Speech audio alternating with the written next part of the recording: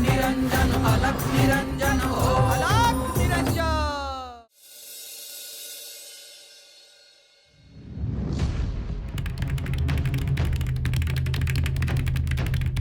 सरस्वती, तू इथे आहेस होय?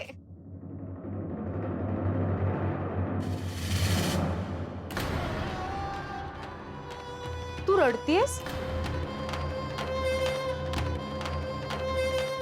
मी यांना काल ही गोष्ट सांगितली ना, मग काय म्हणाले भाऊजी? यांनी स्वतःला प्रायश्चित्त घेणे सुरू केले आहे।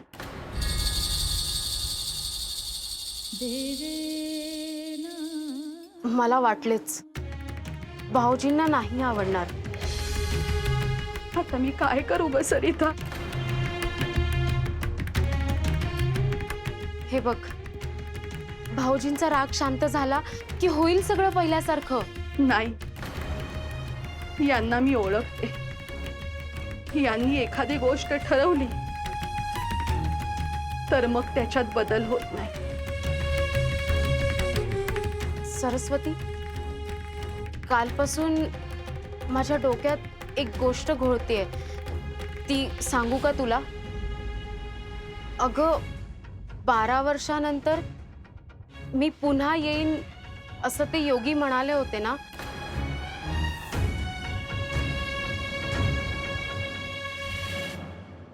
12 वर्षांनी मी पुन्हा येईन आणि तुझ्या मुलाला दीक्षा देईन। ते 12 वर्षानंतर परत आले आणि मुलगा कुठे आहे विचारले तर?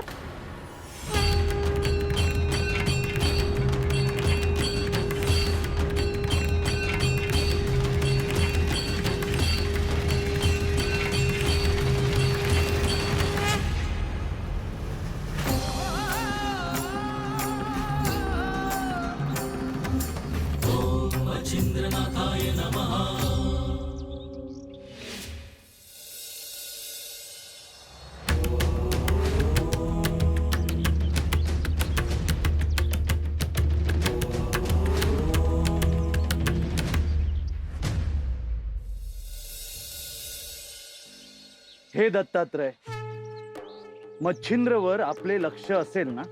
होय। हे दत्तात्रय, मच्छिंद्रला असे वाटते आहे की तो सरस्वती आणि सुराजच्या घरी जाऊन त्या मुलाला भेटेल, परंतु सरस्वतीने ती विभूती गौरक्षेत टाकली आहे।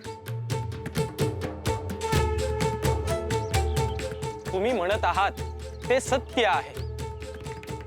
मच्छिंद्रला हे ठाऊक नाही की सरस्वतीने त्या मुलाला जन्म दिलेला नाही। त्या गौरक्षेत एक अग्निकुंड धगधगत आहे याची कुणालाच कल्पना नाही। आपण मच्छिंद्रला त्याचा कोणताही संकेत देऊ नये अशी माझी इच्छा आहे। तुम्ही म्हणतात तसेच होईल। मच्छिंद्र तेथे पोचल्यावरच सत्य काय आहे ते त्याला कळेल।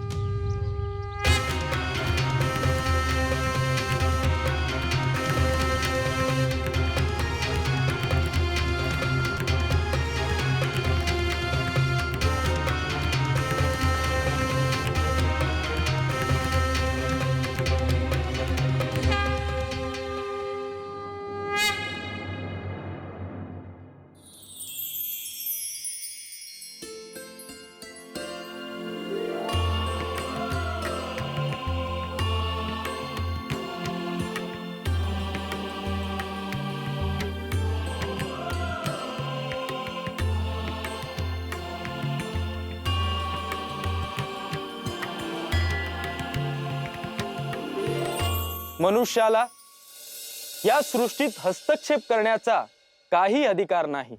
या सृष्टीचे स्वतंत्र असे अस्तित्व आहे आणि मनुष्याने ते समजून घेतले पाहिजे। जीवसृष्टीची स्वतःची अशी एक शृंखला आहे।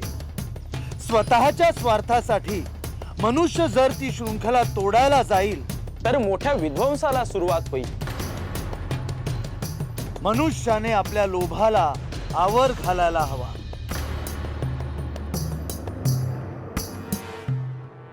गुरुदेव,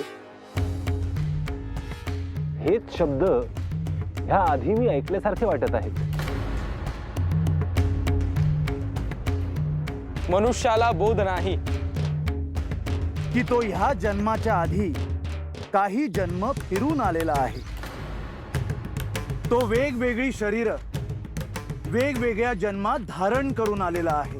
हेच शब्द गुरुदेव, हेच शब्द मी निश्चितच ह्या आधी नक्की ऐकलेले आहेत, परंतु कुठे ते आता आठवत नाही. मग आठव पाहू.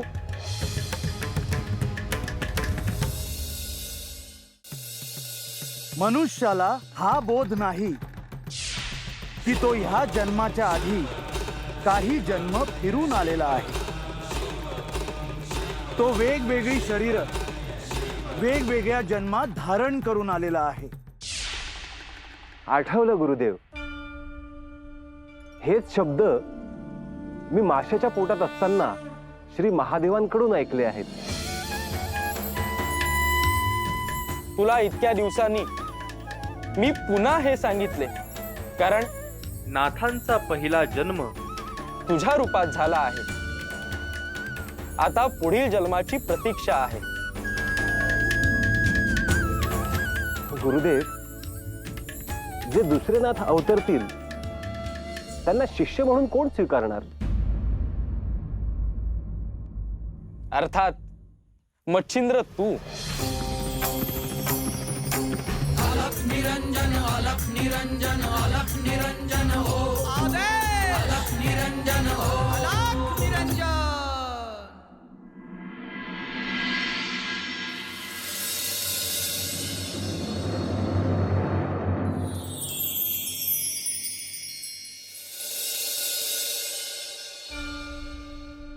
मच्छिंद्र, गोदावरी तीरावर तू एका दाम्पत्याला विभूती दिली. त्याला 12 वर्ष पूर्ण झाली. होय गुरुवर, आपली अनुमती घेऊन तिकडे प्रस्थान करण्याचा माझा विचार आहे. तुझा प्रवास सोपा नसणार आहे.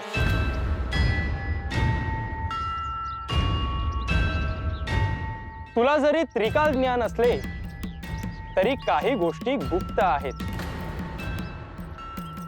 भविष्याच्या गर्भात काय वाढून ठेवले आहे त्याचा तुला प्रत्यय येणार आहे. मी सुद्धा त्या मुलाला भेटण्यासाठी उत्सुक आहे गुरुवर. तो कसा दिसत असेल, कसा बोलत असेल, हा विचार मी करत आहे. नाथ परंपरेमध्ये तुझ्यावर जे दायित्व आले आहे ते मोठे आहे. त्या मुलाच्या येण्याने तुझ्या खांद्यावरचा भार कमी होईल.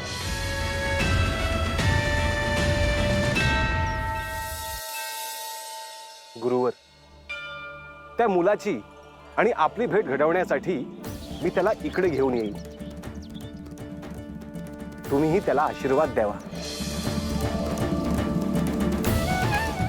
मीही त्याला भेटायला उत्सुक आहे मच्छिंद्र.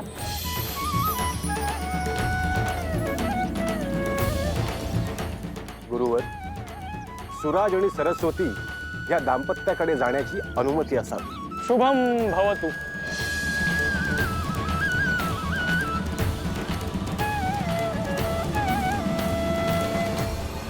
तुला अनपेक्षित असे घडणार आहे.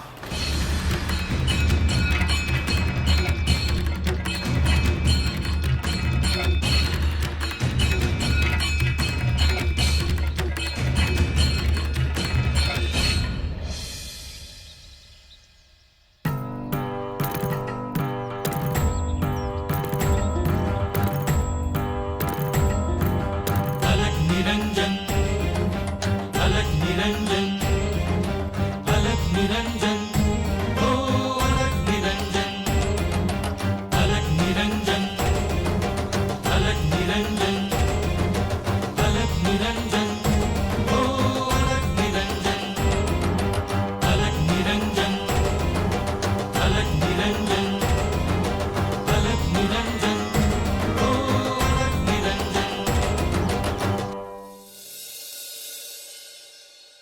भस्मांकित शिव स्वरूप ललाटी शोभत त्रिपुंड सिद्ध योगी वितरागी धग धगते तेज कुंड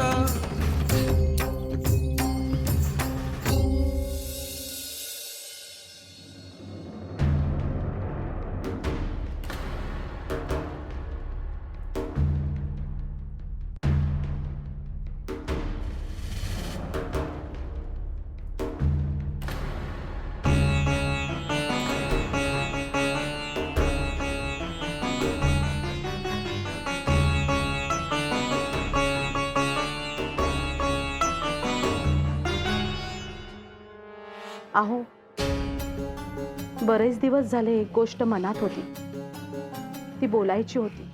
कोणती गोष्ट? आपण आता काशीला जाऊन येऊयात का? पुन्हा पाय थकल्यावर शक्य होणार नाही. आयुष्यात एकदा तरी काशीला जाऊन यावं असं म्हणतात.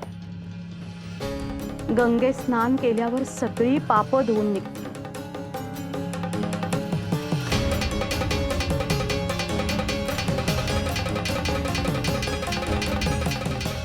सरस्वती, तुझ्या काहीच ध्यानात नाहीये का?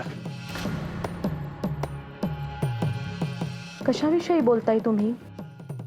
सुराज, आपली भेट केवळ योगायोग नाही, त्याला काहीतरी निश्चित कारण आहे. ते योगी आपल्याकडे येऊन गेले त्याला 12 वर्ष होतील आता. ही विभूती तू प्राशन कर, तुला दिव्य पुत्ररत्न प्राप्त होईल. अहो, का त्या गोष्टींची आठवण करून देताय तुम्ही?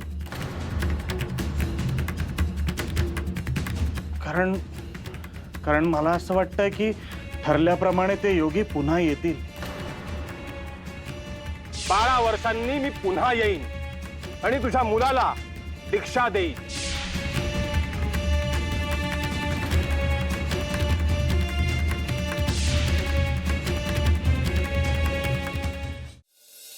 नाही, मला नाही तसं वाटत. हे बघा, आता झालं गेलं सगळं गंगेला मिळालं. आयुष्याच्या संध्याकाळी काशीला जाऊन यावं ही एकमेव इच्छा आहे माझी. आणि तुम्ही दुसरंच बोलता आहात. सरस्वती, मला असं वाटतंय की ते योगी एकदा येऊन जाऊ दे, मग जाऊ हवं तर आपण काशीला.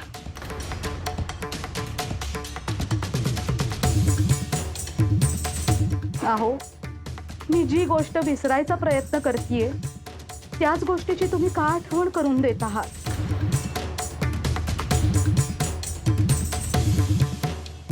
ते योगी अचानक जर तुझ्या समोर आले तर त्यांना काय सांगशील? काय उत्तर देशील?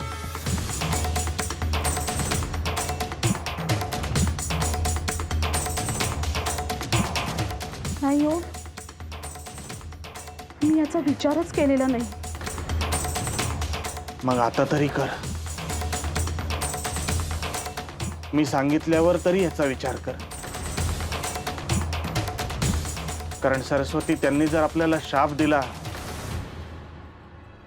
तर अनर्थ घडेल.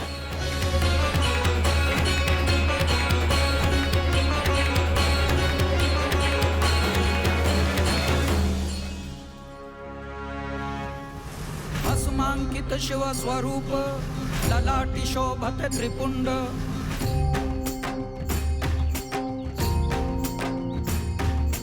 सिद्ध योगी वितरागी धग धगते तेज कुंड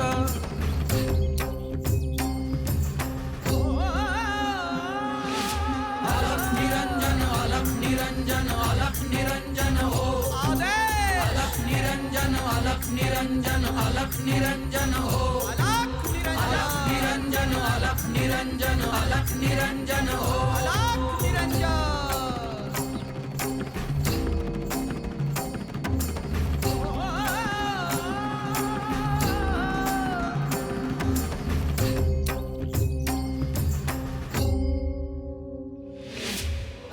निरंजन अलख निरंजन अलख निरंजन अलख निरंजन हो अलख निरंजन अलख निरंजन अलख निरंजन हो अलख निरंजन अलख निरंजन अलख निरंजन हो अलख निरंजन निरंजन अलख निरंजन अलख निरंजन हो अलख निरंजन। मच्छिंद्र, 12 वर्ष हा खूप मोठा काळ निघून गेला आहे. तू ज्या स्त्रीला विभूती दिली आहेस तिथे तुला आता जायला हवं. त्या विभूतीचे काय झाले हे तुला आता पाहायला हवे. ज्यात चैतन्य सामावले आहे त्या विभूतीने आता काय आकार धारण केला आहे हे तुला पाहायला हवे.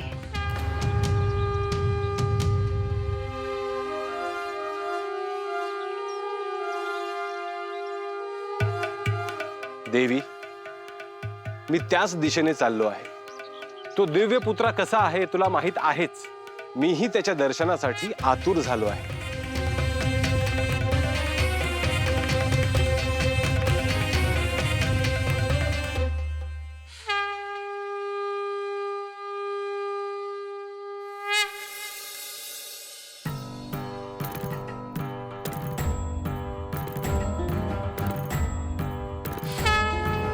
अलख निरंजन अलख निरंजन अलख निरंजन हो अलख निरंजन।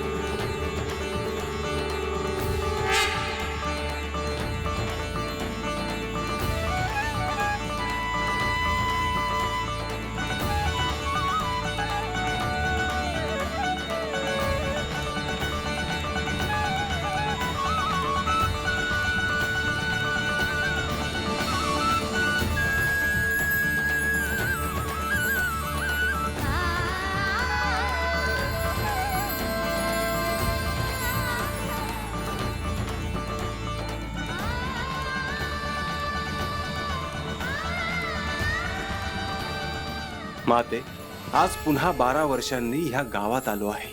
तुझ्या पोटी ज्या मुलाने जन्म घेतला त्याला दीक्षा द्यायची आहे.